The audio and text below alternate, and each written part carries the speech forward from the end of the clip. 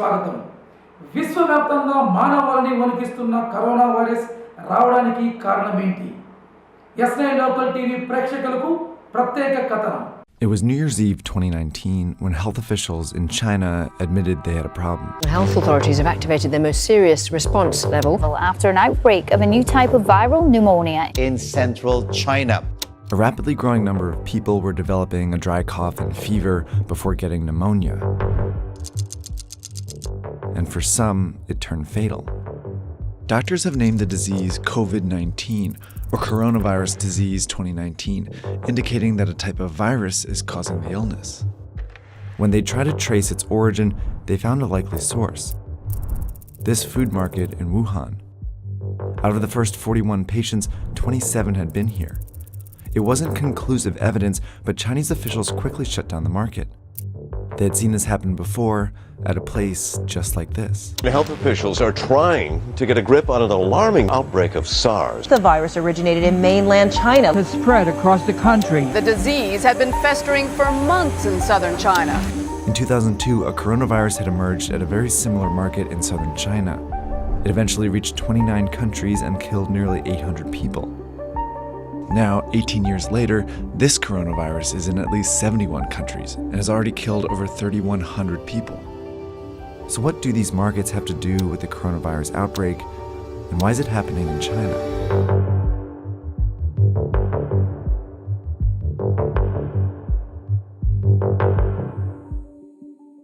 A lot of the viruses that make us sick actually originate in animals.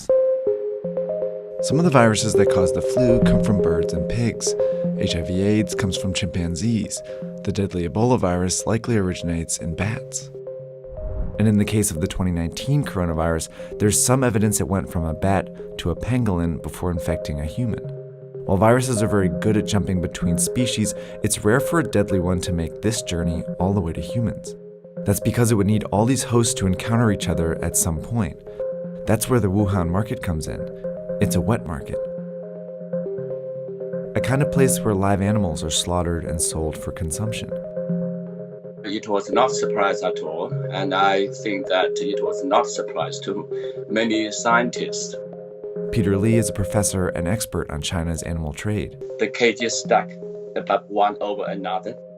Animals at the bottom are often soaked with all kinds of liquid, animal excrement, pus, blood, or whatever the liquid they're receiving from the animals above. That's exactly how a virus can jump from one animal to another. If that animal then comes in contact with or is consumed by a human, the virus could potentially infect them. And if the virus then spreads to other humans, it causes an outbreak. Wet markets are scattered all over the world, but the ones in China are particularly well known because they offer a wide variety of animals, including wildlife.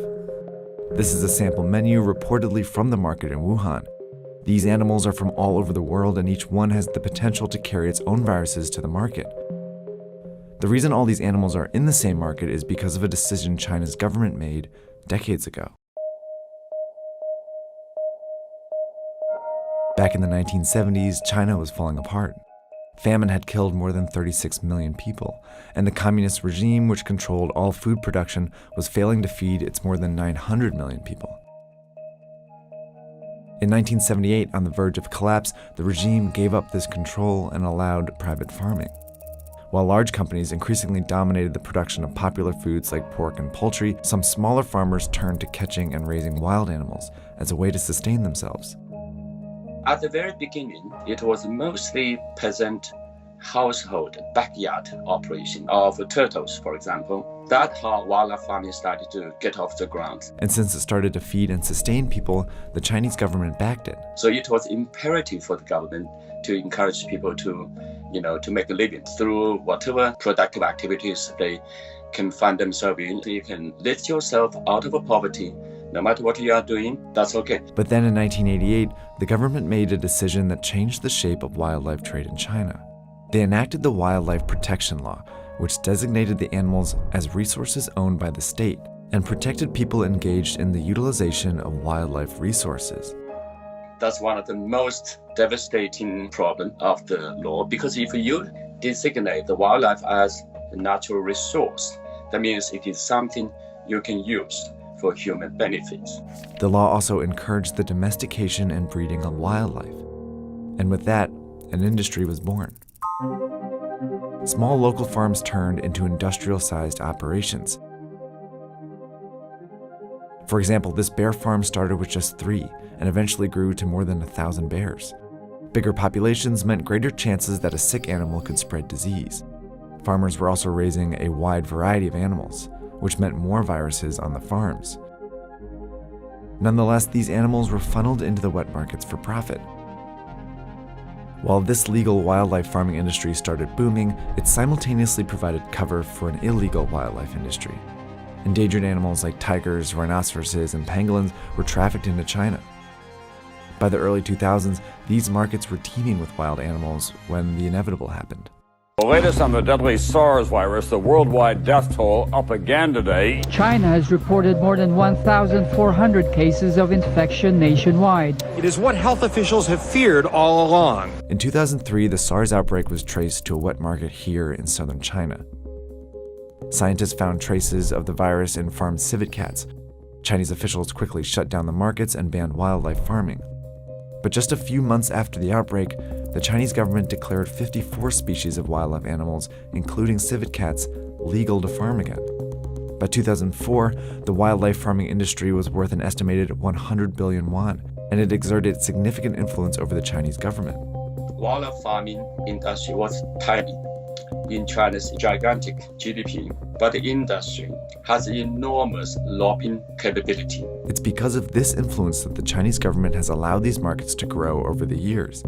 In 2016, for example, the government sanctioned the farming of some endangered species like tigers and pangolins.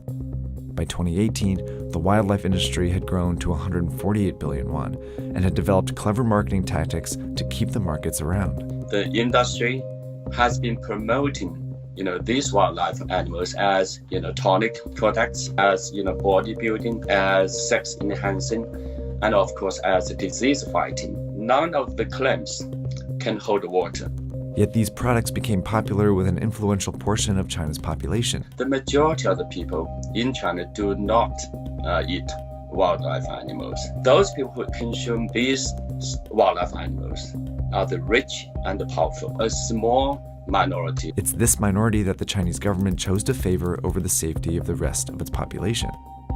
These parochial commercial interests of small number of wildlife eaters are hijacking China's national interest. Soon after the coronavirus outbreak, the Chinese government shut down thousands of wet markets and temporarily banned wildlife trade again. Organizations around the world have been urging China to make the ban permanent. Chinese social media, in particular, has been flooded with petitions to ban it for good this time. In response, China is reportedly amending the wildlife protection law that encouraged wildlife farming decades ago. But unless these actions lead to a permanent ban on wildlife farming, outbreaks like this one are bound to happen again.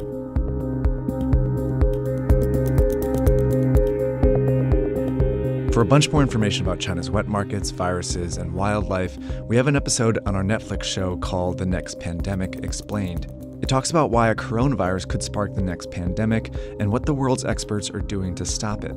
That's on our Netflix show Explained. Check it out.